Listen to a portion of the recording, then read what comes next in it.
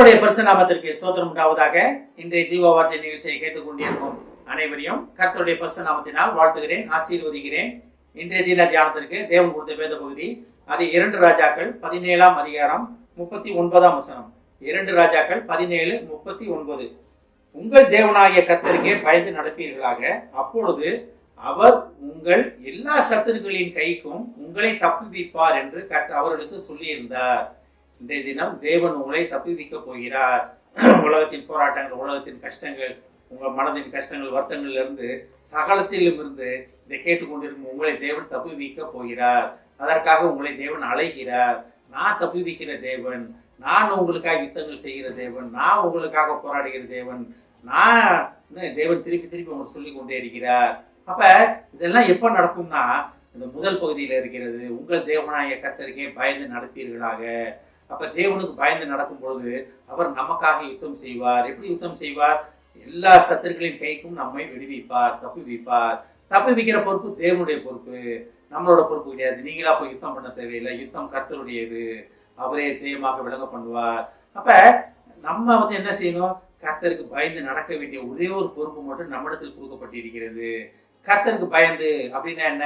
நான் இன்னைக்கு தேவனை தேடலை, இன்னைக்கு நான் வேதம் வாசிக்கல, இந்த வாரம் நான் ஆலயத்துக்கு போல, நான் இன்னைக்கு ஜெபம் பண்ணல, அதனால தேவன் என்னை தண்டிச்சிட்டாரு, நான் இன்னைக்கு தேவனை காலையிலே எந்திரிச்சு ஜெபம் பண்ணாதனால இன்னைக்கு காலையில் நடந்த காரியம் எதுவுமே எனக்கு சரியில்லை அப்படின்னு நினைக்கிறீங்களா? அது கிடையாது.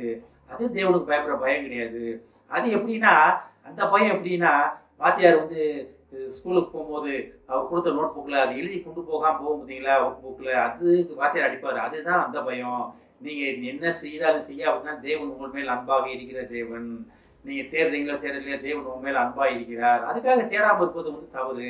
தேடாமல் இருந்தோம்னா நம்ம தேவன் நமக்காக வைத்திருக்கிற வழியை விட்டு விலகி போய் விடுவோம். இந்த காரியத்தை அடிக்கடி நான் ஒன்று சொல்லுவேன். கர்த்தருக்கு பயப்படும் பயம்னா என்னன்னா, உங்களை குறித்து, நம்மளை குறித்து தேவன் ஒவ்வொருத்தருக்கும் ஒரு திட்டம் வைத்திருக்கிறார், ஒரு அழைப்பு வைத்திருக்கிறார். அந்த அழைப்பை புரிந்து கொள்ளாம நம்ம இஷ்டப்படி ஓடிக்கொண்டிருக்கிறோம், நம்ம உலகத்துக்குள்ள ஓடிக்கொண்டிருக்கிறோம். தேவனுடைய அழைப்பை, தேவ செயலாக நம்ம படைக்கப்பட்டதை, தெய்வ ஆவியானவர் நமக்குள் வாசம் பண்ணுவதை அறியாம, அதை புரிந்து கொள்ள விருப்பம் இல்லாம நம்ம சுயத்தின்படி ஓடுகிறோம். அதனால்தான் நமக்கு கஷ்டங்கள். ஆனாலும் நீங்க எங்க ஓடினாலும் சரி, தேவனுடன் இருந்தீங்கன்னு வச்சுக்கீங்களேன், நீங்க ஒரு தவறான பாதைக்கு போறீங்க, தவறான இடத்துல கால் வைக்கிறீங்கன்னா உடனே தேவன் உங்களை எச்சரித்து வழிநடத்த வல்லவராக இருக்கிறார். நம்ம வேதத்துல ஏசாயால படிக்கலாம், வழி இதுவே இதுவிலே நடவுங்கள் என்ற சொல்கிற சத்தம் உங்கள் காதுகள் கேட்கும் அப்படின்னா, அது யார் அந்த சத்தம்? தேவனுடைய சத்தம். அப்ப ஒவ்வொரு ஸ்டெப்பையும் தேவன் உங்களுக்காக நியமித்து வைத்திருக்கிறார். நீ எந்த பாதையில் நடக்கணும், எப்படி போகணும், என்ன மாதிரி நடக்கணும், வேகமா நடக்கணுமா, பையன் நடக்கணுமா, சகலமும் முன்குறிக்கப்பட்ட காரியங்கள். இதுதான் தேவனுக்கு பயப்படுற பயம். தேவனே, உங்களுடைய திட்டத்தை புரியாம நான் கிட்ட ஓடிக்கிட்டு இருக்கேன்னா, அப்ப தேவனுக்கு பிரியமில்லாத காரியம். வீட்டுல பிள்ளைகளுக்கு அப்பா அம்மா நிறைய சொத்து சேர்த்து வச்சிருப்பாங்க. நீ என்ன வேணா படிட்டா, உனக்கு நான் எல்லாம் செய்றேன், உனக்காக நான் எல்லாமே பண்றேன்டா அப்படிம்பாங்க. ஆனா அந்த பிள்ளை, நான் படிக்கவே மாட்டேன், நான் ரோட்டில் தான் சும்மா திரும்பி அப்படின்னா, அதுதான் கர்த்தருக்கு பிள்ளை அப்பா அம்மாவுக்கும் இந்த பிரியம் இல்லாமல் போய் விடுவது. இதே தான் தேவனுக்கும் நமக்குள்ள உறவு. உலக ரீதியான அப்பா அம்மாவுக்கு எப்படி உறவோ அதே தான் பரலோக பிதாவாக நமக்குள்ள இருக்கிற உறவு. அப்ப பிள்ளைகளுக்காக சேர்த்து வச்சிருக்க பிள்ளைகளோட படிப்பு, நீ இப்படிலாம் செய்யுமா, உனக்கு நல்லா இருக்கும், வாழ்க்கை நல்லா இருக்கும் அப்படின்னு அப்பா அம்மா சொல்றதை கேட்டு அந்த பிள்ளை நடந்துச்சுன்னா, அந்த பிள்ளைகள் மேல அப்பா அம்மா பிரியமா இருப்பாங்க. என்னன்னா, அந்த பிள்ளைகளுக்காக ஒரு திட்டத்தை பெற்றவங்க வச்சிருக்கிறாங்க, அதுக்கான எல்லா செலவும் பண்ண ரெடியா இருக்காங்க. இதேதான் கர்த்தர் நமக்காக சகலத்தையும் வைத்திருக்கிறார். தேவ திட்டத்தை அறிந்து கொண்டு நம்ம அதில் ஓடும் போது நம்ம வலிக்கு விழுந்தாலும் தூக்கி எடுத்து நிறுத்த வல்லவராக இருக்கிறார். அதனால தான் என்ன சொல்றாரு பாருங்க, அவர் உங்களை எல்லா சத்துருவும், அதாவது ஒரு சத்துருவும் கிடையாது, எல்லா சத்துருக்களின் கைக்கும் உங்களை தப்பி வைப்பார் என்று சொல்லி இருக்கிறார். அப்ப தேவன் அதுதான் சொல்லி இருக்கிறார். நீங்க என்ன தேடுங்க, என்ன தேடும் போது உங்களை நான் எல்லா சத்துருக்களின் கையில இருந்து உங்களை விடுவிப்பேன். அப்ப கர்த்தருக்கு பயப்படும் பயம் நம்ம இடத்துல இருக்கிறதா? உங்கள் கர்த்தராகிய, உங்கள் தேவனாகிய கர்த்தருக்கே பயந்து நடப்பீர்களாக. இன்றைய தினம் ஒரு கட்டளையாகவே தேவன் உங்கள்கிட்ட கேட்கிறாரு, கட்டளையாகவே சொல்கிறார், ஒரு வேண்டுதலாகவே கேட்கிறார். கர்த்தருக்கு பயந்து நடக்க வேண்டும், கர்த்தருக்கு பயப்படும் பயம் நம்ம இடத்தில் இருக்க வேண்டும் என்பதை தேவன் விரும்புகிறார். நம்ம என்ன சொல்ல போகிற தேவனுக்கு?